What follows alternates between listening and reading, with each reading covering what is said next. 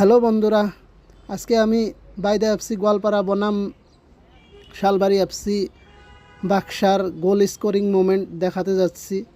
যেই ম্যাচটাতে বাইদা এফসি গোয়ালপাড়া 2-1 গোলে জয়ী হন। এখানে 2টা গোল দেখানো হবে।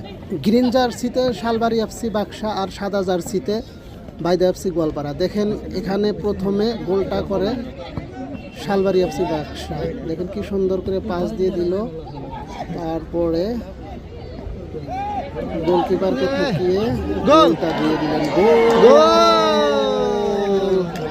শালবাড়ি এফসি 1-0 গোলে এগিয়ে রইল। এখানে দেখেন স্লো মোশনে গোলটা কিরকম করে হলো, স্লো মোশনে দেখেন গোলটা দেখে নিন, সুন্দর লাগবে। দেখুন কি সুন্দর করে গোলটা দিয়ে দিল।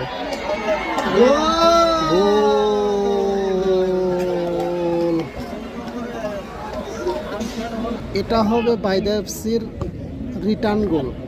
দেখেন খুব সুন্দর করে লম্বা পাস দিয়ে দেন।